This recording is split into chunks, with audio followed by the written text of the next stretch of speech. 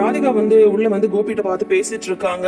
கோபி வந்து சொல்லிட்டு இருக்காங்க, இப்பதான் உனக்கு வந்து என்ன பார்க்க டைமே கிடைச்சதா அப்படின்னு சொல்லும்போது ராதிகா சொல்றாங்க, நீங்க ஐசியூல இருக்கும் போதே நான் வந்துட்டேன், ஆனா உங்க அம்மா தான் என்ன பார்க்கவே அலோவ் பண்ணலன்னு சொல்லிட்டு இருக்கும் போதே கரெக்டா பாட்டி சரியும் இவங்க 2 பேரும் உள்ள வந்துடுறாங்க. உள்ள வந்துட்டு இப்ப நீ எதுக்கு இங்க வந்து உள்ள வந்த அப்படின்னு சொல்றாங்க. பாருங்க, நீங்க வந்து என்ன பார்க்கவே விடல, ஆனா இவர் என்னமோ நான் வந்து இப்பதான் அவரை பார்க்கவே வந்திருக்கேன்னு சொல்லி நினைச்சிட்டு இருக்காரு அப்படின்னு சொல்றாங்க. உடனே பாட்டி வந்து பயங்கர டிராமா பண்ணிடுறாங்க. ஐசியூல இருக்கும் போது யாரையுமே தான் வந்து பார்க்க விடல, அதனாலதான் நானும் வந்து பார்க்க வேணாம்னு சொன்னேன். அதோ வந்ததுமே ஆரம்பிச்சிட்டல சண்டை போட, இப்படியே வந்து கத்திட்டே இருக்கிறதுனாலதான் நான் வந்து உன்னை அலோவ் பண்ணவே இல்லை. யாராவது ஆஸ்பத்திரியில வந்துட்டு இந்த மாதிரி கத்திட்டே இருப்பாங்களா, வந்தாவே சண்டை தான் நீ போடுற, அதனாலதான் உன்னை நான் இங்க வரவே வேண்டாம்னு சொன்னேன் அப்படின்னு சொல்றாங்க. கோபிக்கு ஒரே குழப்பமா இருக்கு. அதுக்குள்ளார சிஸ்டர் வந்து வந்துடுறாங்க. என்னம்மா மறுபடியும் நீங்க வந்து உங்க சண்டையை ஆரம்பிச்சிட்டீங்களா அப்படின்னு சொன்னதும், நான் எங்கம்மா ஆரம்பிச்சேன், இந்த பாருமா இவதாம்மா ஆரம்பிச்சா அப்படின்னு சொல்றாங்க. இதுக்குதான் நான் சொல்றேன், நீ வந்து தயவு செஞ்சு வெளியில போ, நீ இங்க இருந்தாவே கோபிக்கு வந்து டென்ஷன் தான் ஆகும். என் பையன் வந்து எனக்கு உயிரோடு வேணும், அவனை வந்து படாத பாடுபட்டு காப்பாத்திருக்கு, நீ வந்ததுமே பாரு அவன் எவ்வளவு டென்ஷன் ஆகுறான்னு சொல்லிட்டு பாட்டி வந்து ஏகப்பட்ட பில்டப் வந்து கொடுத்துட்டு இருக்காங்க. இன்னைக்கு ஆனா என் பாட்டி கேரக்டர் இன்னைக்கு பார்க்கும்போது அவ்வளோ இரிட்டேட் ஆகுது, அவ்வளோ கோவம் வருது. பத்தாததுக்கு இனியா வேற ராதிகா வந்து வெளியில போனதும் உன்னை பாட்டி வந்து கோபியை வந்து பிரெயின் வாஷ் பண்ண ஆரம்பிச்சிடுறாங்க.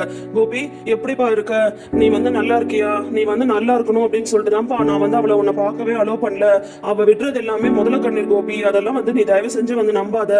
ஆஸ்பத்திரியில வந்து கூட அவ சண்டை தான் போட்டுட்டு இருந்தா தெரியுமா உனக்கு, உன் மேல அம்மாக்கு எவ்வளவு கோவம் இருந்தாலும் அது இப்பெல்லாம் ஒண்ணுமே இல்லாம போயிடுச்சு. எனக்கு சுத்தமா அந்த கோவம் எல்லாம் இல்ல, எனக்கு வந்து நீ உயிரோட இருந்தா போதும், எங்க இருந்தாலும் நீ வந்து நல்லா இருந்தா போதும், நான் சொல்றத கேளு கோபி, இன்னைக்கு வந்து உனக்கு டிஸ்சார்ஜ்னு சொல்லிருக்காங்க, அதனால நீ வந்து டிஸ்சார்ஜ் ஆயிட்டு நீ வந்து அவ கூட எல்லாம் போக வேண்டாம், என் கூட என் நம்ம வீட்டுக்கே வந்துருப்பா, நீ நம்ம வீட்டுல இருந்தாதான்ப்பா நீ வந்து சந்தோஷமா ஆரோக்கியமா இருப்ப, நீ மறுபடியும் அங்க போனா அவ ஒழுங்கா உனக்கு வந்து சோறு கூட போட மாட்டா, நான் தான் வந்து பார்த்தனே அங்க இருக்கும் போது எப்படி அவ சமைக்கிறா என்ன பண்றான்னு சொல்லிட்டு எப்ப பார்த்தாலும் அங்க வந்து அவ பிரச்சனை தான் பண்ணிட்டு இருப்பா, இப்ப கூட பாரு அவ சண்டை தான் போடுறா, வேணாம் கோபி நீ வந்து அவளோட போகாத அப்படின்னு சொல்றாங்க.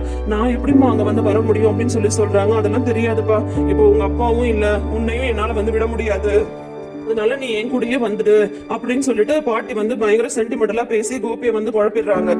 ரெஸ்ட் எடுப்பா, அம்மா வந்து வெளியில இருக்கேன் அப்படின்னு சொல்லிட்டு வெளியில வந்தா ராதிகா வந்து வெயிட் பண்ணிட்டு இருக்காங்க.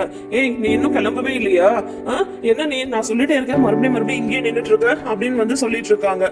சொல்லிட்டு இருக்கும் போதே வந்து இன்னைக்கு கோபிக்கு டிஸ்சார்ஜ் இல்ல, நான் கோபியை கூட்டிட்டு நான் வந்து கிளம்பிடுறேன் அப்படின்னதும், கோபியை நீ கூட்டிட்டு வந்து போறியா, யார் சொன்னா, கோபி என் கூட எங்க வீட்டுக்கு வர போறான் அப்படின்னு சொல்றாங்க. அவர் எப்படி உங்க வீட்டுக்கு வர முடியும், அவர் வந்து என் கூட தான் வருவாரு அப்படின்னு சொல்லிட்டு ராதிகா வந்து சொல்லிட்டு இருக்காங்க.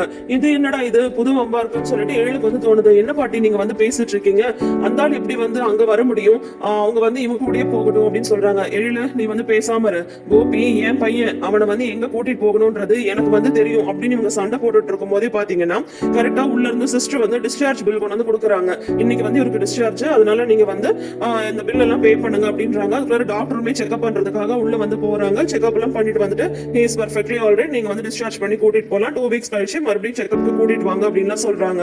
இந்த மாதிரி சொல்லிட்டு இருக்கும் போது டக்குனு எழில் வந்து பாக்யாக்கு வந்து கால் பண்ணிட்டாங்க. ஏற்கனவே பாக்யா வந்து இரிட்டேட்டா இருக்காங்க, பாட்டி வந்து சவால் விட்டுட்டு போனதுனால.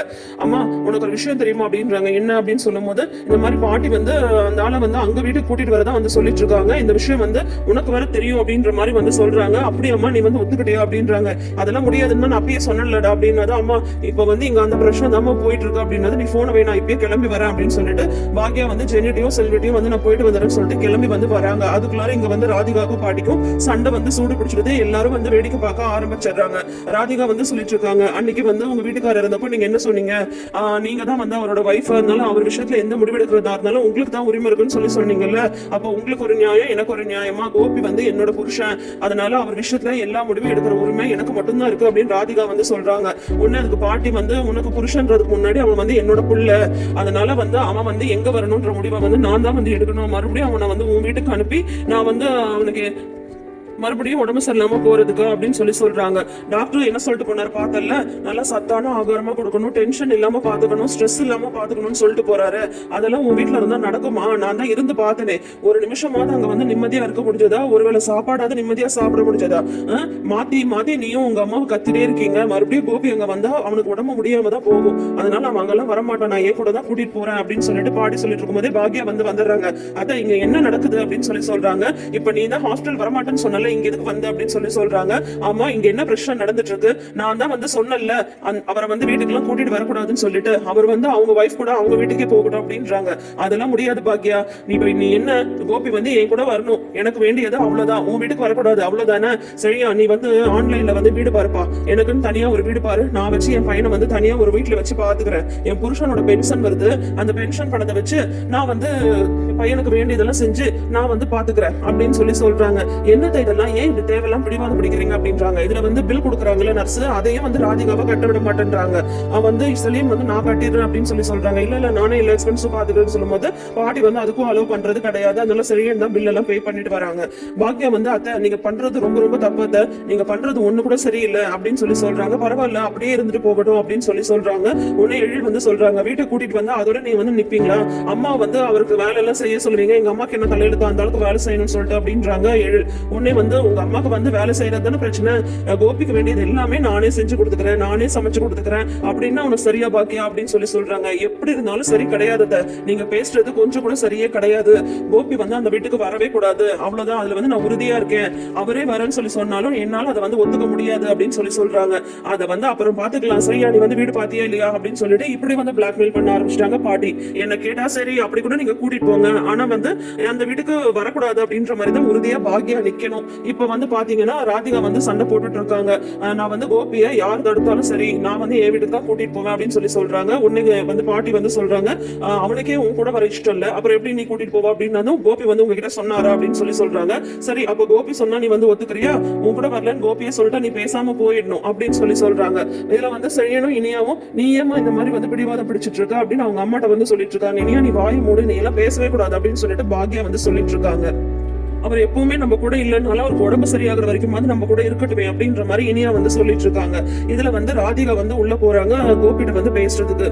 கோபி நான் ஏதோ வந்து ஒரு பிரச்சனையில வந்து சண்டை போட்டுட்டு இருந்ததுனாலதான் அன்னைக்கு வந்து போன் எடுக்க முடியாம போயிடுச்சு. நீங்க எப்பயும் பாக்யா பத்தி பேசுறதும் உங்க பசங்களை பத்தி பேசுறதும் தான் எனக்கு இரிட்டேட் ஆச்சு. அன்னைக்கும் நீங்க போன் பண்ணப்போ அதை பத்தி பேச போறீங்கன்னு நினைச்சுதான் நான் போன் எடுக்கல. நான் பண்ணது தப்பு தான், நான் ஒத்துக்கிறேன். இனிமே உங்க கூட நான் வந்து சண்டையே போட மாட்டேன், உங்களை வந்து நானே நல்லா பாத்துக்கிறேன். உங்க அம்மா என்னன்னா அவங்க கூட நீங்க போறதா சொல்லிட்டு இருக்காங்க, நீங்க ஏன் கூட தான் வரணும், வாங்க கோபி அப்படின்னு சொல்லிட்டு இருக்காங்க. ராதிகா வந்து இந்த மாதிரி பேசிட்டு இருக்கும் போதே மறுபடியும் பாட்டி வந்து உள்ள வந்துடுறாங்க.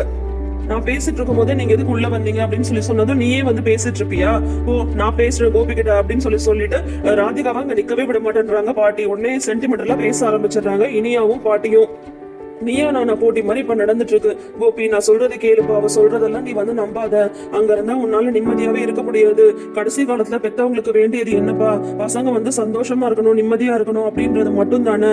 ஏற்கனவே உங்க அப்பாவும் இல்ல, இப்ப நீ அவ கூட போனா நீ வந்து கஷ்டப்படுவ, அவ உன்னை சந்தோஷமாவே வச்சுக்க மாட்டா, அதை பார்த்து புழுங்கி போய் நானும் வந்து செத்துடுவேன் அப்படின்லாம் சொல்றாங்க. ஐயோ அம்மா நீங்க அந்த மாதிரிலாம் சொல்லாதீங்கம்மா, என்னால தாங்க முடியாது அப்படின்றாங்க. ஒண்ணு அப்படின்னா நான் உயிரோட இருக்கணும்னா நீ என் கூட வந்துதான்ப்பா ஆகணும், நீ என் கூடயே வந்துடு அப்படின்றாங்க. உன்னை இனியா வர அழறாங்க. டாடி ப்ளீஸ் டாடி நீங்க என் கூடயே வந்து இருங்க டாடி, நீங்க வந்து அங்க இருக்க நீங்க வந்து என் கூடயே வந்து இருந்தீங்கன்னா உங்களை பாக்குறதுக்கு பேசுறதுக்குலாம் நான் யார்கிட்டயும் பர்மிஷன் கேட்க தேவையில்ல, யார்கிட்டயும் திட்டு வாங்க தேவையில்ல, அதனால நீங்க என் கூடயே வந்துருங்க டாடி அப்படின்றாங்க. நாங்க தான் எல்லாரும் சொல்றோம்லப்பா, நீங்க எங்க கூடயே வந்துருங்கப்பா அப்படின்னு சரின்னு ஒரு பக்கம் சொல்லிட்டு இருக்காரு. ஆளாளுக்கு சென்டிமெண்டலா பேசி கோபியை வந்து நல்லா குழப்பி விட்டுறாங்க. அப்புறம் பாத்தீங்கன்னா கொஞ்ச நேரத்துல வந்து ராதிகாவும் உள்ள வந்துடுறாங்க, பாக்யா எழில் 2 பேருமே உள்ள வந்துடுறாங்க. பாத்தீங்கன்னா பாட்டி ஒரு பக்கம் ராதிகா ஒரு பக்கம்னு கோபியை வந்து பிரெயின் வாஷ் பண்ணிட்டு இருக்காங்க. ஒரு நிமிஷம் தயவு செஞ்சு ஒரு நிமிஷம் எல்லாருக்கும் பேசாம இருங்களா அப்படின்றாங்க. உள்ள வந்து சிஸ்டரும் வந்து சொல்லிட்டு போறாங்க, பேசாம இருக்கீங்களா இல்லையா, இதென்ன ஹாஸ்பிட்டல்ல நினைச்சீங்களா என்ன நினைச்சீங்க, உங்களோட ஒரே பிரச்சனையா போச்சு அப்படின்ட்டு அந்த பொண்ணு வேற சொல்லிட்டு போகுது. கோபி சொல்லுப்பா நான் அம்மா கூட தான் போவேன்னு சொல்லுப்பா அப்படின்னு சொல்றாங்க. எழில் வந்து என்னம்மா இதெல்லாம் அப்படின்றாங்க. இருடா அப்படின்னு சொல்லிட்டு வந்து பாக்யா சொல்லிட்டு இருக்காங்க. அப்புறம் பாத்தீங்கன்னா கோபி வந்து நான் அம்மா கூடயே போறேன் அப்படின்னு சொல்லிட்டு அவங்க அம்மா கையை பிடிச்சிடறாங்க. உடனே ராதிகாக்கு பயங்கர ஷாக் ஆயிடுது.